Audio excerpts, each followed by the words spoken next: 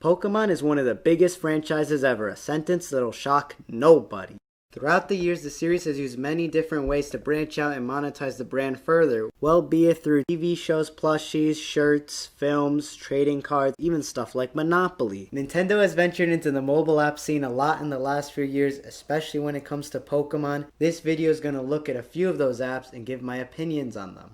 Pokemon Go. Pokemon Go was first released back in the summer of 2016. It was an instant hit. People all around the world were excited to live a childhood dream and catch Pokemon in real life.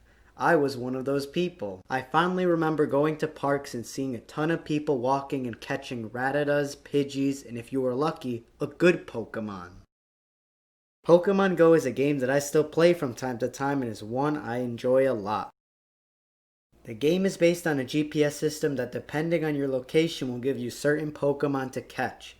By going to different places, you can find new Pokemon in monuments or specific buildings that contain a Pokestop. These replace the Pokemarts from the mainline games and randomly give items depending on if the bag is full or not. They're useful for when you run out of Pokeballs from catching Pikachu with a hat, and in some cases can give you eggs. In Pokemon Go, eggs are similar to loot boxes in other games. Random Pokemon will hatch depending on how far you walk. The Pokemon hatched from eggs will usually have better stats than the ones found in the wild, so it's encouraged to hatch more eggs in a similar vein to opening more loot boxes to get rarer items. This encourages the use of coins to buy super incubators, which open 3 eggs faster. I never felt like you needed to buy coins because I'm a real Pokemon. I played all the games, except these ones. But you could also collect coins by placing Pokemon in gyms. Gym battles are different from the main games. One of the 3 factions controls the gym and people who are nearby can place other Pokemon in to defend it. If you're from a different team, you can fight the Pokemon in the gym to weaken them and eventually capture the gym for your team. The longer your Pokemon stays, the more coins you get. The gyms also serve as a raid spot where you and other people can fight all sorts of Pokemon and, if lucky, legendaries. Raid battles are a lot of fun with a lot of people. One aspect of the game that keeps me playing are the many events. Similar to Fortnite and Animal Crossing, Pokemon Go has events that change what's going on in the game. One of my favorite events has been the recent Throwback Challenge, which brings back the different generations and neat challenges. This allowed you to catch some of the rarer Pokemon, and if you were able to complete all the challenges, you got a legendary. And I was able to get Shiny Groudon, so it's right here. I also really enjoy the community days, which are events that celebrate a certain Pokemon. For a short time, that Pokemon will appear everywhere and there's a high chance of catching a shiny version of it.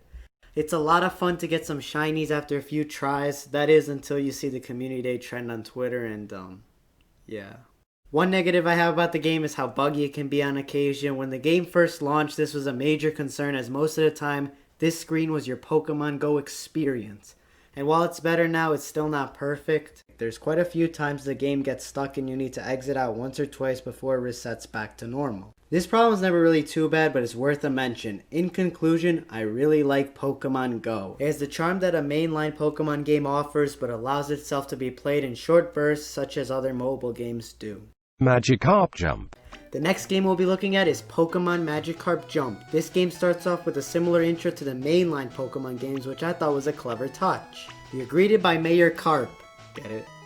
Who introduces you to the game, which is raising your Magikarp to grow. This is done by feeding it berries or training. When you're ready, you can compete against other Carps in a face-off to see who can jump the highest. The game is a clever idea that I did enjoy. However, there's not that much in terms of gameplay, as the training and competition are simulated, so it's more like maintaining Magikarp rather than training it. I would have preferred if you had more input in the results of the Magikarp duels, and you could do a mini game to train the Magikarp, similar to how X and Y did their EV training. Overall, this seems like an alright time killer app to play here and there a couple of minutes.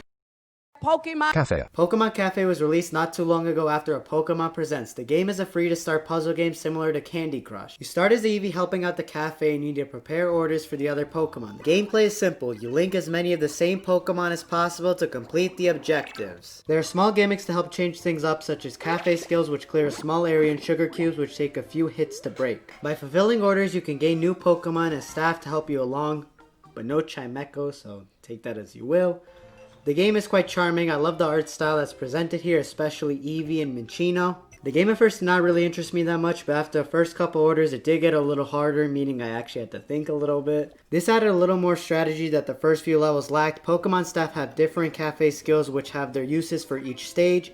This and the obstacles such as the sugar cube added a little more strategy. I didn't really have too many complaints. The game did start a little slow, but that's true of most titles as you learn the basics. Out of all the Pokemon mobile games played in this video, I still find Pokemon Go to be the highlight of the bunch. Pokemon Cafe, while I did enjoy the art style, it wasn't really for me. Magikarp Jump is a clever concept that I found pretty fun in short bursts, but nothing more than that. There's a few more mobile games that I might get to in a different video, but let's save that for later. Yeah, I can't really think of anything else. Oh, Pokemon Smile didn't make me smile.